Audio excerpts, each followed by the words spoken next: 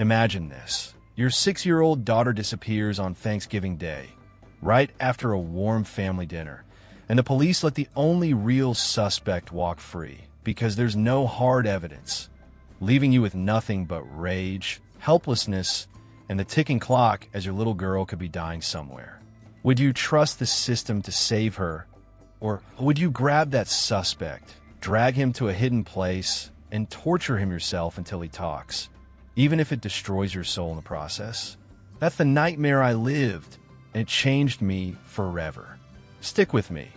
I'm Keller Dover, and this is my story, told exactly as it unfolded in sequence. Every major moment as it happened, no inventions, just the brutal truth. The day began like any Thanksgiving. Grace, my wife, our teenage son Ralph, and our 6-year-old daughter Anna headed over to our neighbors, the Birches, Franklin, Nancy, and their daughter Joy, for dinner. The families were close. The kids played happily. After the meal, Anna and Joy went outside to play. They wandered toward an old, run-down RV that had been parked on the street earlier. We didn't think much of it first, but when it didn't come back inside, we started calling their names. We searched the yard, the block, the woods nearby. Nothing. Panic set in fast. The girls were gone. Detective Loki arrived quickly. He was calm, methodical, always wearing that red and black checkered scarf. He took the case seriously from the start. Witnesses had seen the RV in the neighborhood. Loki tracked it down to a lot near a gas station in a wooded area. The driver, Alex Jones, tried to flee when police approached. He sped off, crashed into a tree, and was arrested. Alex lived with his aunt, Holly Jones. In interrogation, Loki saw right away that Alex had a low IQ. He spoke slowly, seemed childlike, and couldn't have planned a sophisticated crime. Forensics came back clean on the RV. No hair, no fingerprints, no blood, no traces of the girls. They had no choice but to release him back to Holly. Grace was devastated. She could barely function, crying constantly, barely sleeping. Ralph felt guilty, thinking he should have watched his sister better. I couldn't sit still. The waiting was killing me. I started following Alex on my own, watching him from afar. I ambushed Alex outside Holly's house, knocked him unconscious, and took him to my father's old abandoned apartment building. I chained him to a radiator in the bathroom. I tortured him. Hammer blows to his hand that cracked bones, pouring ice-cold water over his head while he gasped for air, repeated beatings that left him bruised and bloody. My friend Franklin helped at first. He held Alex down during some sessions, but the horror overwhelmed him. He begged me to stop, said it was wrong, and walked away. I kept going. Alex muttered broken phrases. They didn't cry until I left them. I thought it was a taunt or confession. It haunted me. Loki kept investigating. He went through lists of registered sex offenders in the area. One lead took him to a priest, Father Patrick Dunn. In Dunn's basement, Loki found a decomposing body tied to a chair. The priest confessed he'd killed the man after the guy admitted to murdering children in a twisted war on God. But there was no connection to Anna or Joy, another dead end. Another suspect emerged, Bob Taylor, a strange man obsessed with drawing intricate mazes. He tried to confess to the abductions. Loki brought him in for questioning. Under pressure, Taylor panicked, grabbed a gun, put it in his mouth, and shot himself right in the interrogation room. More death, still no answers. I pressed Alex harder. He finally revealed fragments. He wasn't really Alex. His real name was Barry Milland, abducted as a child. Holly wasn't his aunt.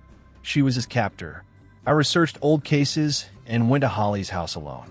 I saw mazes drawn everywhere, on papers and books. Under her yard, hidden beneath her pickup truck, was a deep underground pit. Holly caught me snooping. She shot me in the leg. The pain was immediate and searing.